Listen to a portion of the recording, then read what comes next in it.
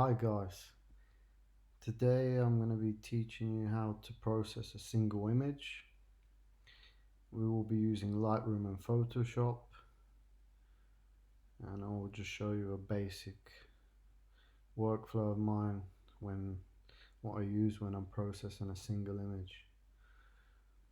So the first thing I'll do is I'll make a virtual copy of this image, and I'll be doing some basic uh, sliders on Lightroom, one for the foreground and then one for the sky. And then I will take them both into Photoshop where we'll blend them back together. So the first thing I'll begin with is setting the temperature and tint. I often use this tool here, and then I can just adjust it slightly to my liking. So with this one I will begin with the sky. You can go a bit purple if you want, a bit blue. Some people prefer more orange and warm. I like to be somewhere in the middle, so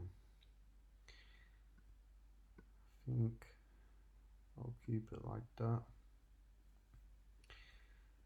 Also then enable the profile correction and remove the distortion, and this brings out remove some of the vignetting a little. I think I'll keep it like that, and I'll remove the chromatic aberration. So you're welcome to add a bit of saturation if you want. It's something I try not to touch. I think I'll give it a little. Now as you can see, there's some light pollution here. Sometimes I'll reduce the highlights, as you can see, to remove a bit of it. You can also go to the yellow slider. You see, you can remove a little bit of it.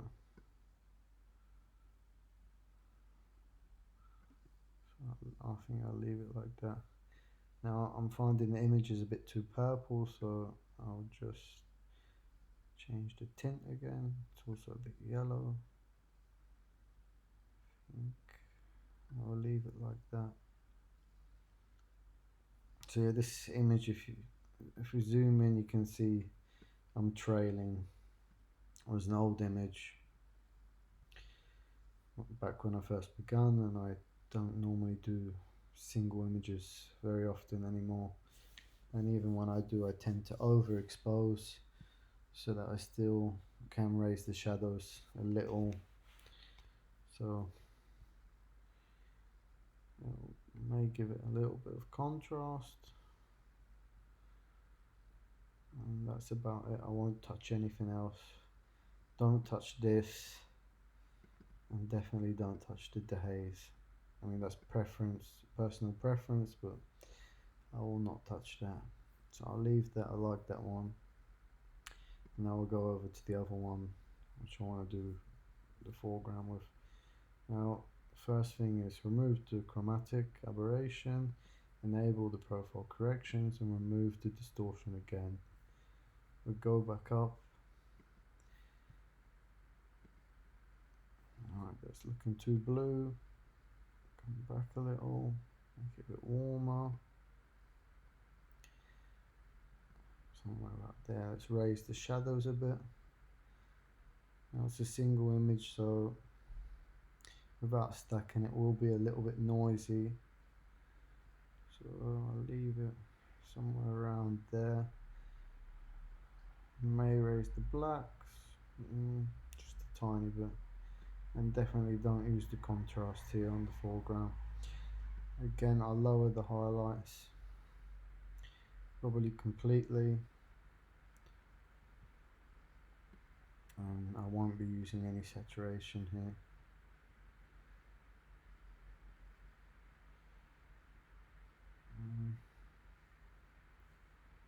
It's looking a bit too green here, so I may change the hue.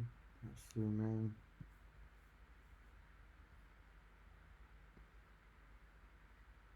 It's not doing much. Too green. side to the light. It's not changing much. Try the yellow one.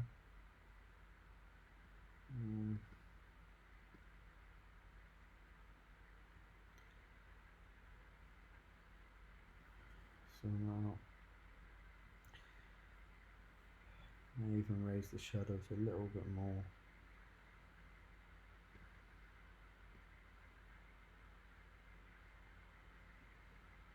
Right, and that should be good. So select both layers and then open them as layers in Photoshop.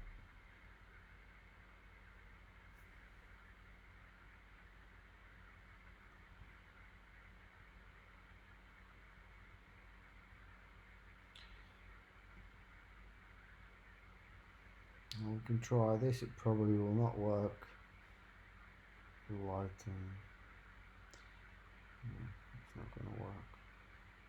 Alright, so for a minute I'll leave that and we'll begin on the foreground. You can see there's some noise here in the corner. We'll darken that a little bit later on. So the first thing I want to do is mask out the sky, so we just have the foreground and then we can reveal the sky from behind. Now I will use this tool. This is the quick selection tool. It won't be perfect, but as I said, it's a basic tutorial.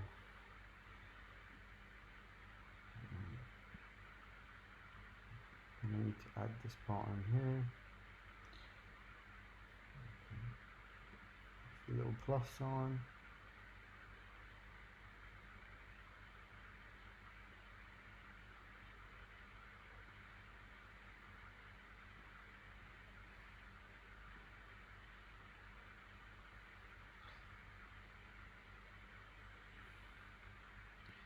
Press select and mask. Yeah. So you can try using this refining edge brush tool. Sometimes it works and sometimes it doesn't.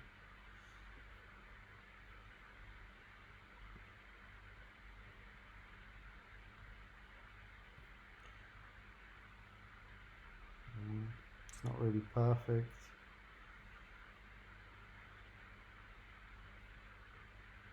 You can do this pixel by pixel if you have the patience.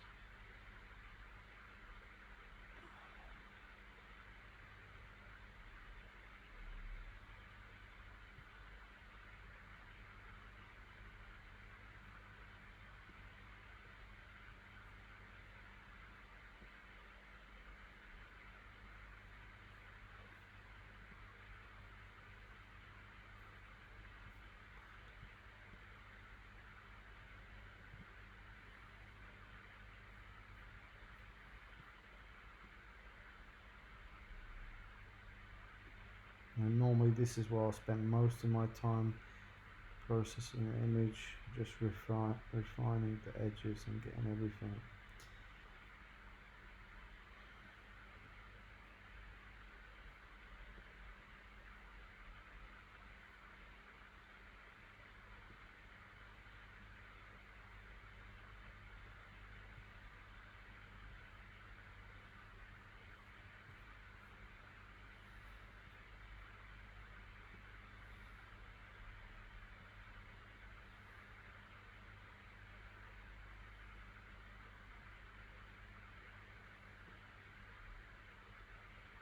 I'm not going to spend too much time doing this. I will not make it perfect, because I don't want to spend too much time.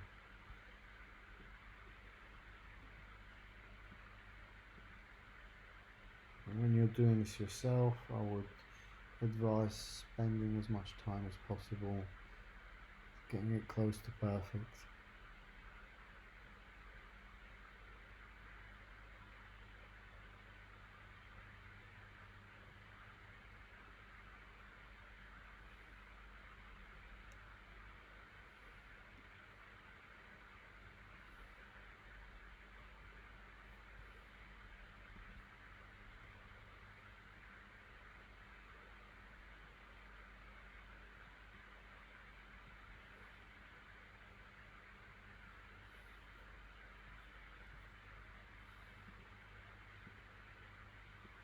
If I turn up the opacity, you will see it is highlighted here.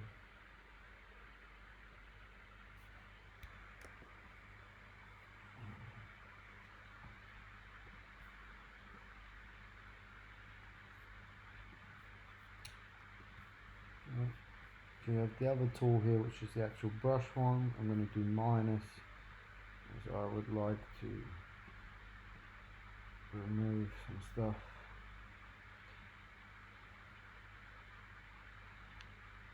Now, I'll definitely not do this perfect right now. It takes too much time. What I have to do for now,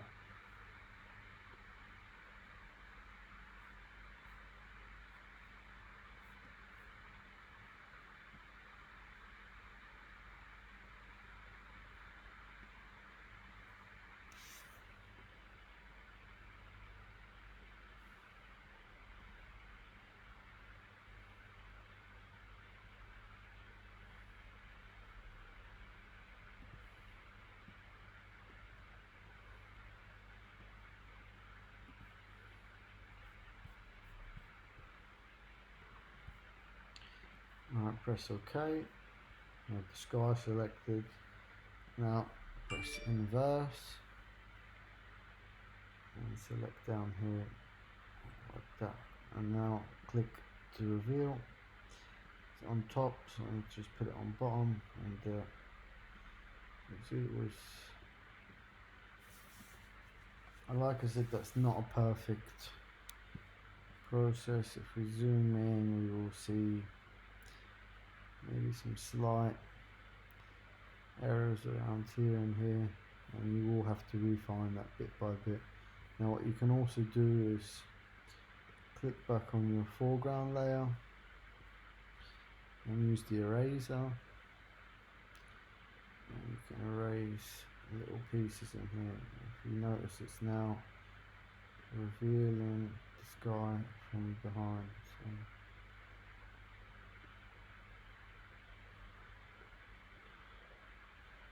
So as you saw there, it's not what I want to do.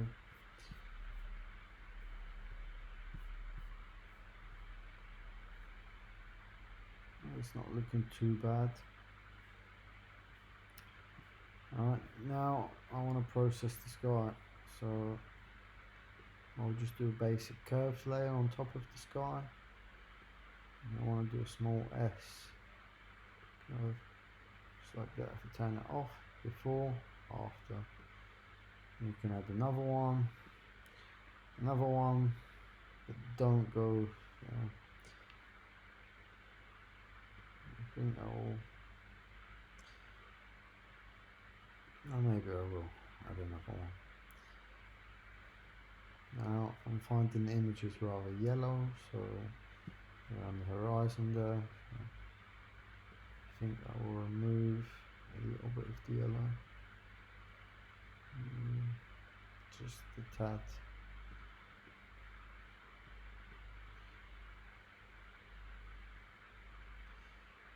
Leave that like that. I'll turn off this layer and press Shift Option Command E, and you make everything into one, so we can see the before and after of the sky. And now you can use this tool here, dodge and burn. We start with dodge, go to the highlights, keep it around 4 or 5%, and we just rub kind of on the core, some extra highlights.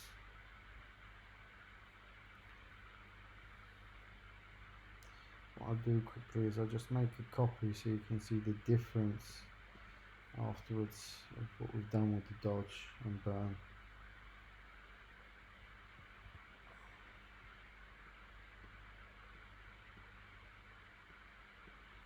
Maybe a little bit over here.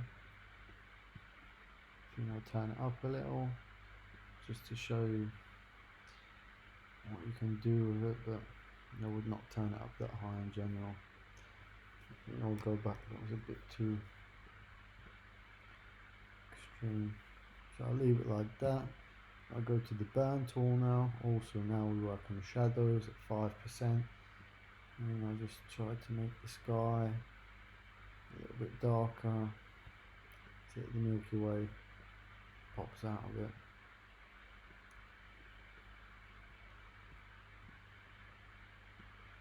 Make the brush smaller. Now we do a bit so the horse stands out. We got before and after. It's a bit extreme. It's just to show you how we can use those tools. We pop the foreground back on again.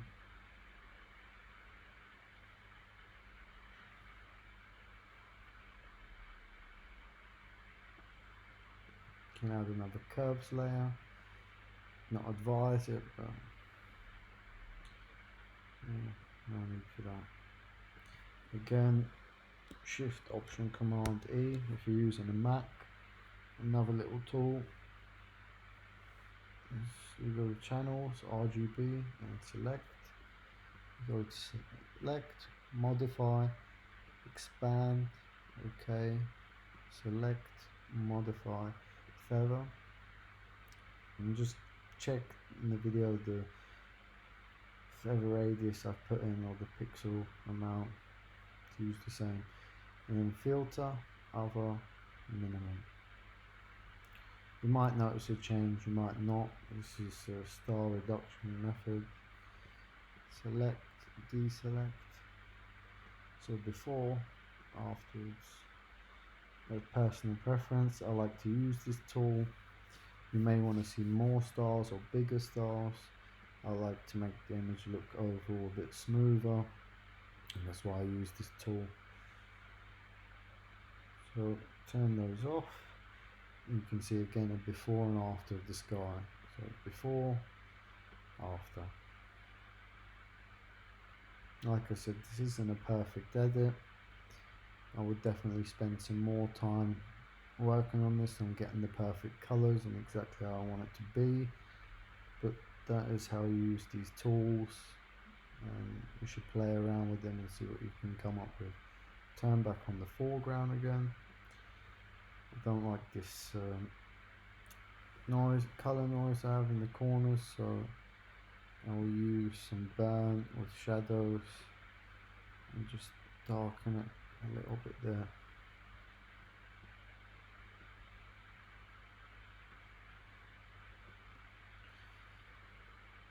You can also use this dodge and burn tool for your foreground. Mids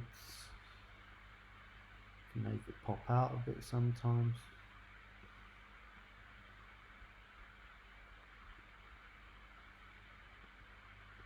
And shadows, a little bit dark there.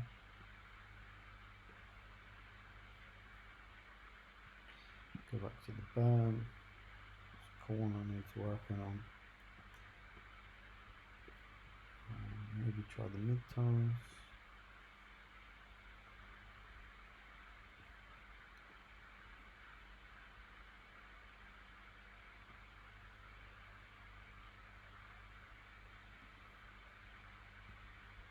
Save the image.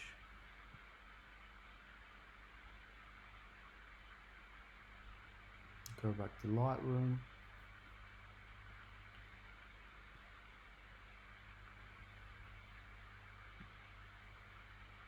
I'm going to show you before and after. Let me just reset this image first. So that was the before, and now we have the after. Now, yep, that is a little bit extreme. You may want to, I think it may remove a bit of the saturation or work on the yellows. That was a very light polluted place.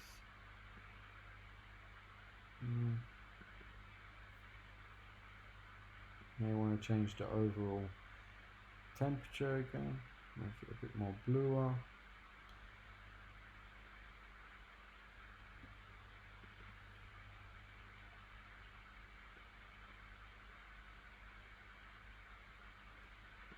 But there you go, that's how you do it. Not perfect, but for 10 minutes or so, it's an easy edit for a single image. Alright guys, I hope you enjoyed that. If you have any questions or remarks, please drop a comment below. I wish you clear skies and happy editing.